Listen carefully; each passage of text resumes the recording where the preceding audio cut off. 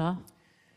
Madam President, I've come to the floor today to talk about some of the spending requests known as earmarks that are placed in this legislation. Earmarks are long used, have long been used by members of Congress as quote-unquote sweeteners, as things that make the bill package go down more smoothly, more easily than perhaps it would otherwise.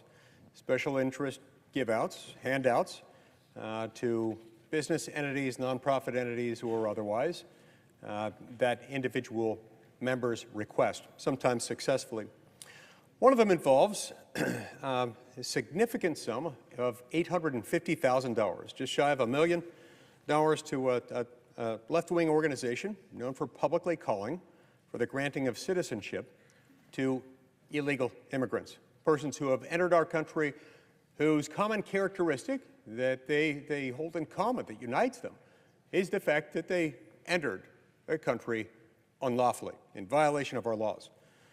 This arises during a significant period of time, one in which we're experiencing the worst immigration crisis that we've ever known, and Congress wants to send $850,000 to an organization that's interested in enabling and inflaming it. Why exactly? Even if you agree with the objectives of this organization, called the New Immigrant Community Empowerment Organization, or NICE, even if you agree with that entity, which many Americans don't, why exactly is it that we're going to take money away from U.S. taxpayers and use that to fund this organization that actively assists in helping illegal aliens get American jobs? NICE's LinkedIn page says as follows: at NICE, we envision a world where all people, regardless of immigration status, live and work with dignity and justice. And dignity and justice are nice things. They are things that the American people aspire to. And they're the very things that cause immigrants worldwide to want to come to the United States of America. And for this to work, for us to continue to be a nation of immigrants, we need to be a nation that also honors our own laws and enforces them. And so if you support this bill, the Schumer minibus bill, with this earmark, then you are voting in one way or another to fund this organization to the tune of $850,000, which in turn goes to help perpetuate, inflame, and extend the immigration crisis, the border security crisis. And so to that end, Madam President, I ask unanimous consent to reprint the joint explanatory statement to accompany H.R. 4366, the Consolidated Appropriations Act 2024, that was printed in yesterday's record with the following changes, and that is amended, and that this amended version be considered the joint explanatory statement to accompany H.R. 4366, the removal of a House CDF project that would give $850,000 to the New Immigrant Community Empowerment Organization in T-HUD. Madam President. Is there objection? Madam President. The senator from Washington. Reserving the right to object. Last Congress, Senate and House Appropriation Committee leaders reinstated the practice of congressionally directed spending, or CDS, with bipartisan support.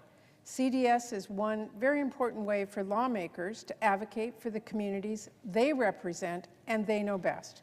At the beginning of this Congress, the senior senator from Maine and I laid out a very robust process alongside our counterparts in the House to accept CDS requests for fiscal year 2024. The process includes important guardrails and requirements to, among other things, ensure transparency, ensure members do not have financial stakes in the projects they seek to fund, ensure projects are eligible to be funded, and that for-profit entities do not receive funding, and more. If a project meets those requirements, it is eligible for funding. This is a member-driven process, and we respect the eligible projects members choose to request or to withdraw support for. All four corners worked in a bipartisan way to make sure these bills could reflect the input and priorities of every member, and that includes funding for eligible projects they've sponsored. But what the senator from Utah is offering would undo all that hard work and overrule members about the projects they have secured funding for in this package. That is not how this process can or should work. We have a process here that is driven by the rules we have in place and by members' requests, and that process cannot be upended now at the 11th hour by a single lawmaker. Doing so would overrule other lawmakers and deny funding for projects they have secured for their constituents. That cannot happen now. I will not let it happen.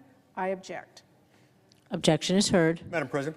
Senator from Utah. First of all, with regard to the last unanimous consent request, it's important to remember a couple of things. First of all, we saw the whole bill together with the congressionally directed spending elements for the first time just in the last 48 hours or so.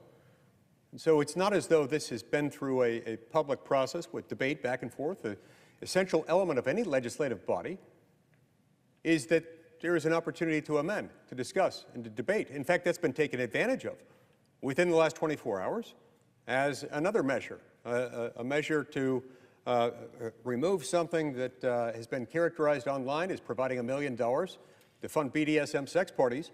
That was removed, so if that can be removed, I don't know why this one can't. In any event, to say that this cake is baked, that this legislation must be treated as now passed when it is not passed, is folly. And it doesn't bode well for this institution, which has long heralded itself and held itself out to the world as the world's greatest deliberative legislative body. Let's go to another one. Georgetown University. We've got nearly $1 million also going to Georgetown University. $963,000, nearly $1 million, to Georgetown University for something called the Prison Justice Initiative. Now, I don't know a whole lot about exactly what this will accomplish. It may well have good elements to it. But the point is this.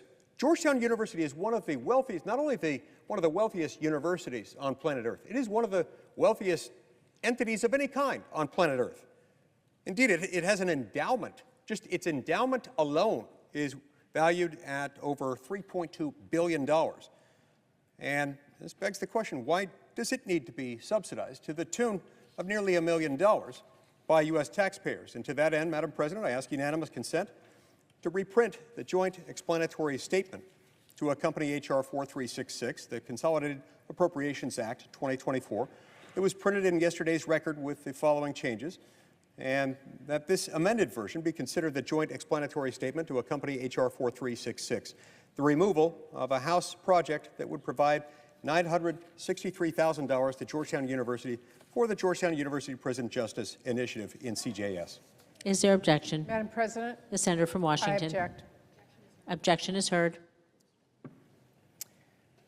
Madam President, From Utah. here again, this is unfortunate. You've got a small handful of people who have negotiated this thing behind closed doors. They've agreed to what they've agreed to. They've taken out things that they themselves have found controversial.